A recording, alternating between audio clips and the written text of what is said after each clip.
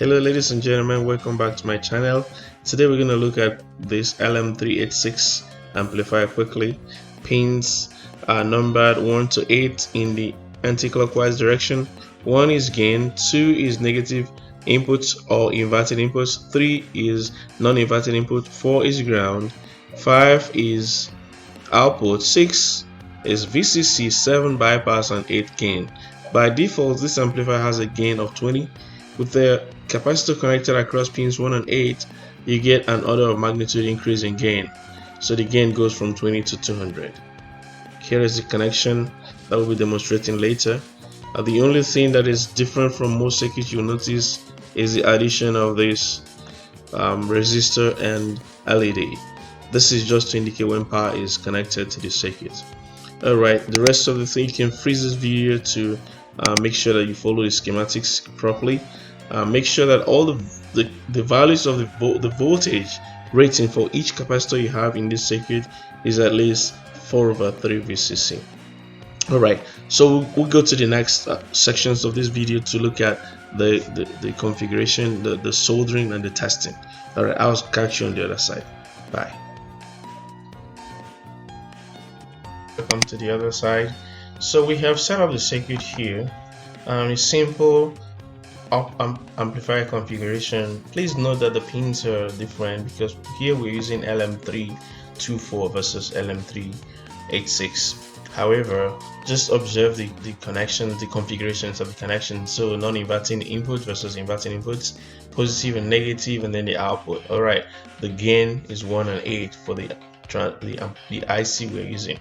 So right here, the circuit is set up. We have volume control to control the input signal, obviously, to the amplifier. So let's just run the simulation and see what the output will look like from a 200 microvolts input signal, sinusoidal wave at 220 hertz, right? So it's like a regular bars. We can increase it a little bit, but here we can't see really what the output is doing because it's changing quickly. But we can do a split screen and look at what the output signal looks like. Very little value.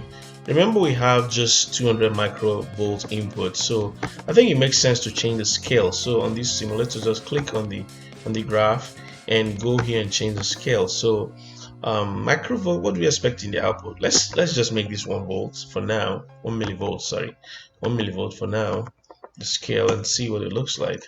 Yes, it's reasonable, right? So let's freeze this, or let's select a single so that it doesn't change that much. Now you see we have about 200 microvolts input, and we're getting around 500 microvolts output. It's an amplification of at least 2, right? 200%. So which is great. What else can we notice here? The signals are in phase. The input and the output, they are in phase. Oh, that's because we're using the non-inverting input. Now let's just change it to inverting, right? Let's try to do the inverting. So we're going to stop the simulation and make a connection from the input to the inverting, and then from the non-inverting we're going to make a connection to the ground. It's that simple, right? So of course we're going to remove this piece. The input is going to go to the inverting, and then the non-inverting is grounded. So let's just run this motion one more time. You're going to get about the same amplification, but the phases are reversed. Just as the saying goes, input, inverting and non-inverting. So we can see the demonstration right here. Think of a value for this noise cancellation, destructive interference, where you can get this if the signals are of the same magnitude and in an opposite phase. When you combine them, the resultant will cancel out. Let's just put it that way. Alright, so that's the simulation I want to show you here. So we're going to build an audio amplifier around this IC LM386. It has a few components around it. Basically this IC and bunch of capacitors is all you need. We're going to use one for output, one for filtering, and then probably a bypass capacitor, a booster up capacitor, and then we're gonna need a variable resistor for volume control. So you're gonna be putting the circuit diagram up at the end. So we're gonna solder it and come back. I'm gonna make a video another day for soldering, but for today we're just gonna build this amplifier. This is gonna be basis for many other projects. So for our receiver circuits, this is gonna be the basis for that, on other preamplifiers and microphones and other things we'll be making. Alright, stay tuned. Alright, this amplifier is done right now. So we have the LM386, and this is the output capacitor going to this connector for the speaker, and that connector there is for the power supply going to this capacitor. Here is a filtering capacitor or a decoupling capacitor, and then there's another capacitor here, the coupling capacitor. As we stated earlier on, we're using this variable resistor 503. It actually means 50,000. So 50 is 50 and the 3 is times 10 raised to the power 3. So 50 kilo ohm resistor right there. You have one more resistor here. You're gonna see the details in the circuit diagram, but this resistor here is connected in series with the LED. So it just starts from the positive to the LED, and then the anode of the LED, and then the cathode of the LED goes to the ground. So it indicates when power is in. Have this other connector here for the input circuit. So input, power, and the output. You can build a minimalistic version of this where you remove this capacitor. This capacitor is to provide gain. I think without the capacitor is about 20, the gain of 20. With the capacitor is 20 or more, or 200 or more, sorry. So gain of 200 or more. Yeah, that's it basically. So we're gonna test it out now. So there's this old battery from an old BlackBerry phone, about 3.75 or 3.7 volts,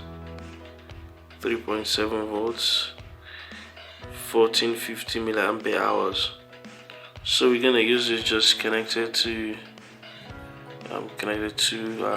leads to the terminals, one to the positive, the other to the negative, and we just plug it in. Observe the polarity, please. So the positive, alright, so it lights up, and then we're gonna connect the speaker.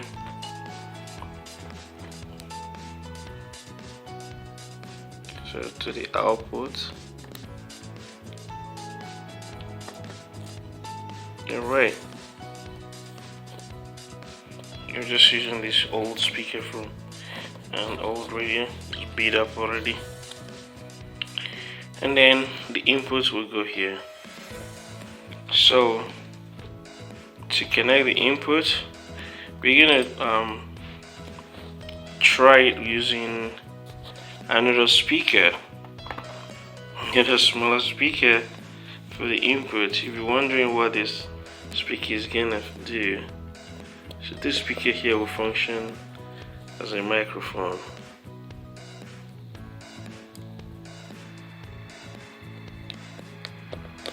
Alright, so that's the microphone. There's the speaker. Hello guys, hello. The volume is pretty low, so I'm gonna turn the potentiometer to increase the volume. Right, much better. Hello. Alright. Thank you for listening. Alright, so the speaker here functions as a microphone. Amazing, right? This is amazing. Alright, so this is the first test. Okay, now in the next test we're gonna use it to amplify an audio from another source, right? So in reality we need a better microphone, but we're using a speaker. So you can use this as an intercom. That's one of the functions of this kind of circuit. You can use it as an intercom, and you can also use just one speaker because the ground of both speakers are connected together.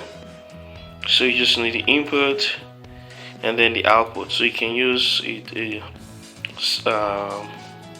single throw, double throw switch, single pole double throw, or you can use a relay. So you can the switch of the relay will close to one to be the speaker, and on the other end it will be on the microphone side, and then when you release the switch on this end, then on the other end it will be microphone here and then speaker over there, or speaker here and microphone over there. So right now we're gonna, can you hear those sounds? Just because I'm touching the input.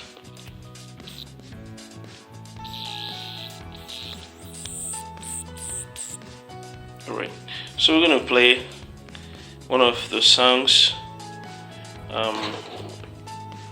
from my music. So let's just play one song from YouTube. Alright, so let's see how this plays, right? Alright, we're gonna play this song.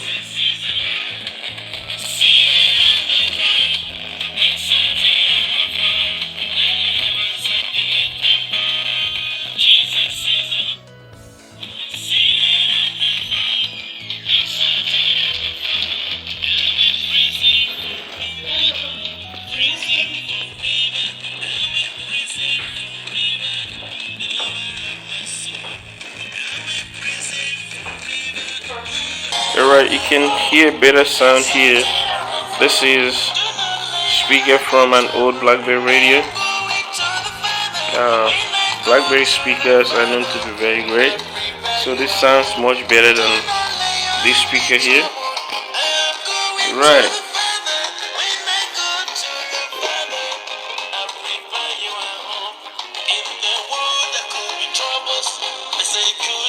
Alright, the speaker is disconnected completely. Alright, powered from a 3.7 volt battery.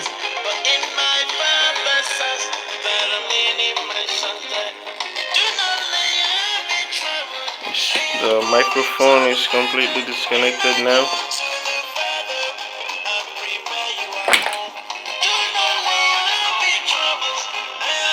You have this jack, I think it's 3.5 jack, connected to the iPhone, streaming this music from YouTube. Alright.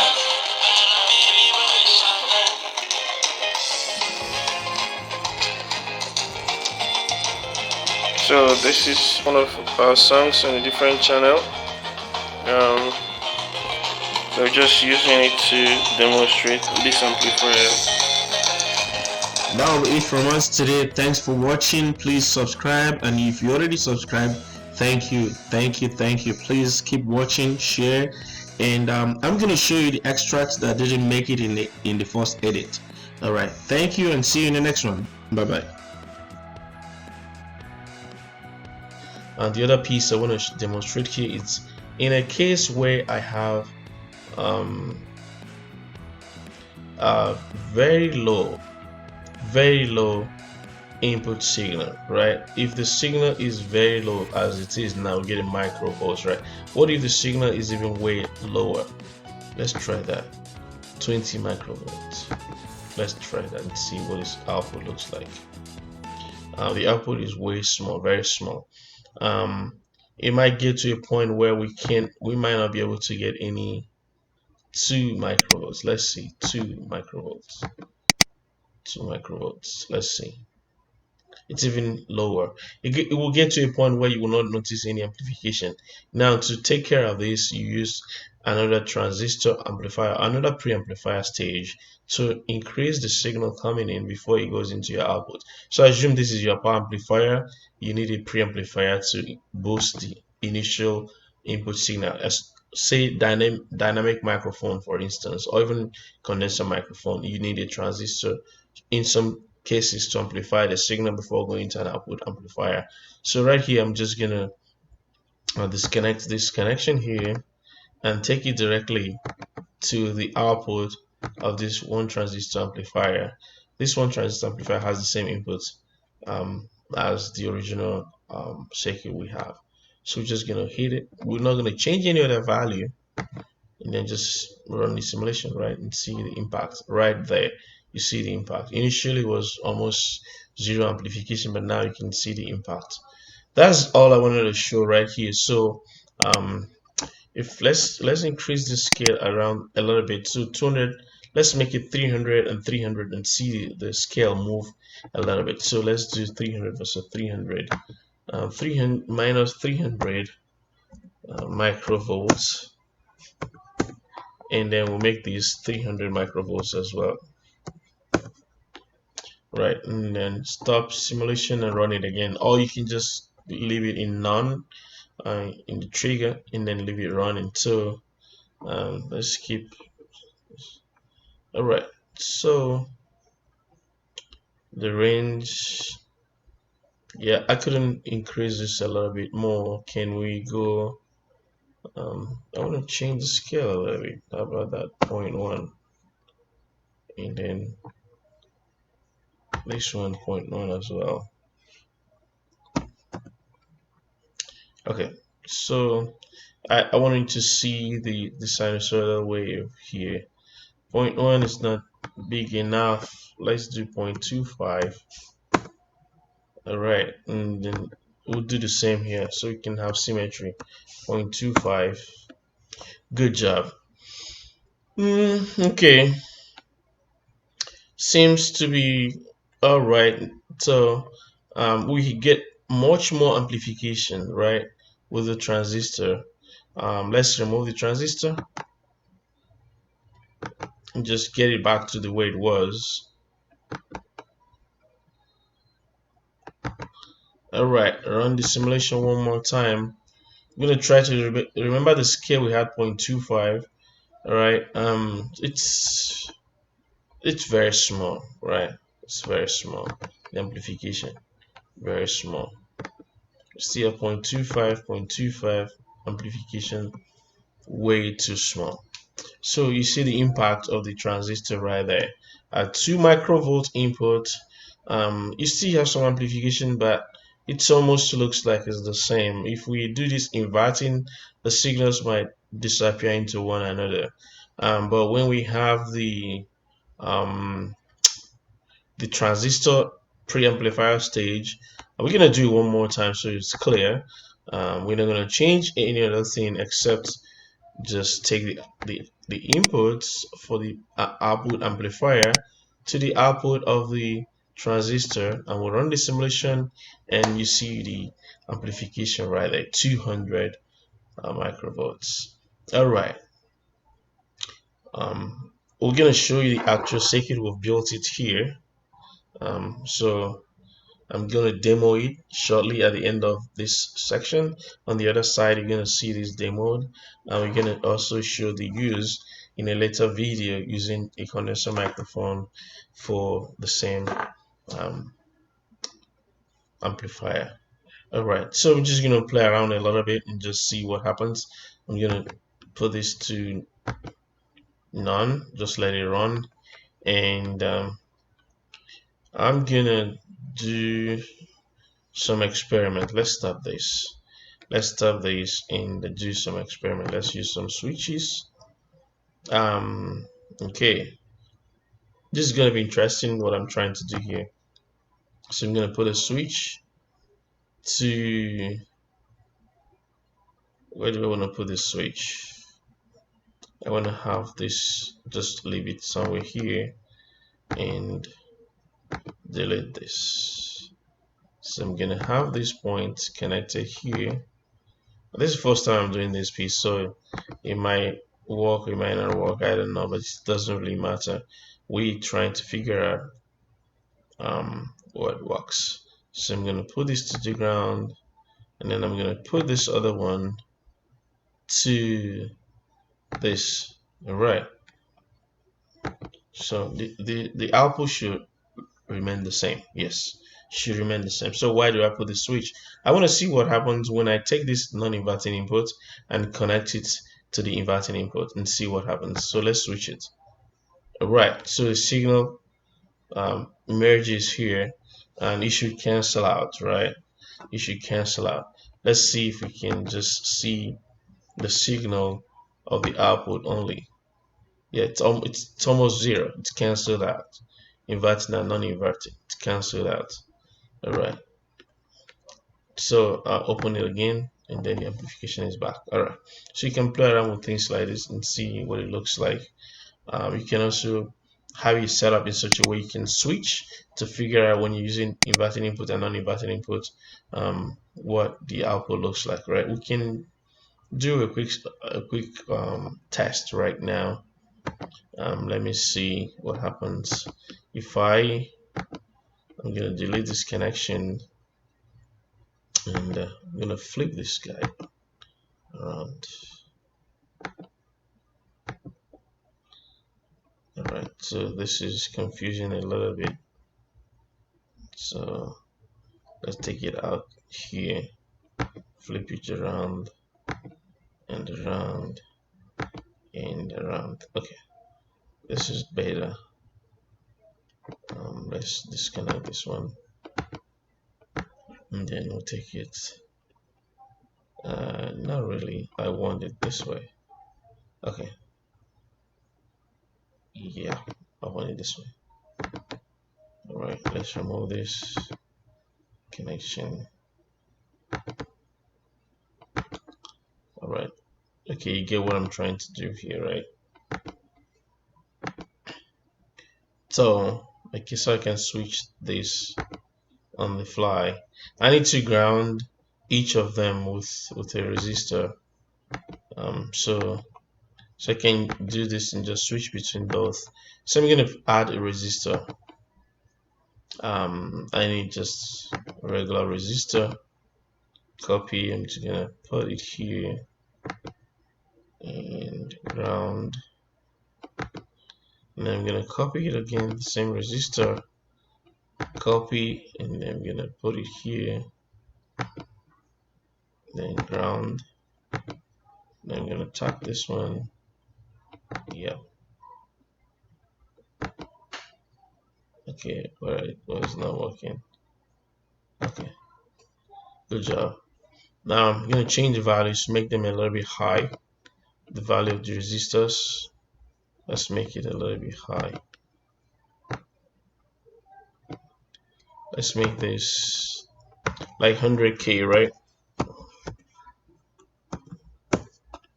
And also the same value here, about 100k. Okay, let's run the simulation this time around and see the impact.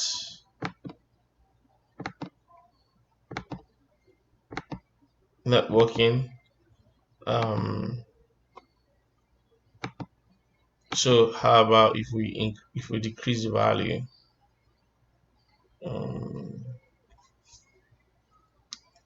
We'll probably need a switch across each to shunt it to ground. Yes, yes, yes, yes.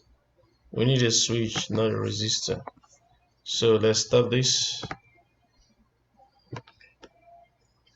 Stop, and we use a switch to shunt each one to ground. We're gonna use this kind of switch. We'll have one more here, so let's copy this one here. Let's do this, and then copy another one. All right. Okay, this is good. So you can open one and close the other. So let's run this, and both are closed. That's not great. So let's open this one. Yeah, good job. And then when we switch this, we close this and open that. So we could use a relay to switch this automatically. All right. So um yeah, just to demonstrate the function, we can get a double. Do we have a triple throw single through triple pole? If we have that, we can have all these connections set up at the same time. So one click will flip everything together. So instead of clicking double time, so this one I'll switch over here. Then I gotta open this and close this. So now it's, let's say it's positive going. Let's say close this, and open that. Then it's negative going. Just to change between inverting and non-inverting. All right, so the video is already done. I'm gonna show you this. The functioning. I have a microphone. I'm gonna demonstrate later. That's the speaker. There's the speaker right here. So I'm gonna plug it in, and I'm gonna show the full video later. But this speaker goes here, very tiny speaker, and power supply goes in right there.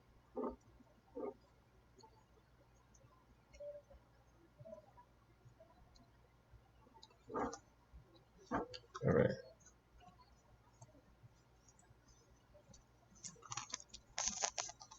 You can hear the sound.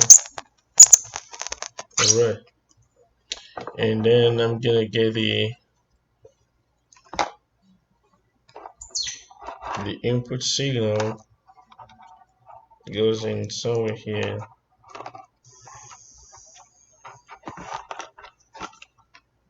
All right. And then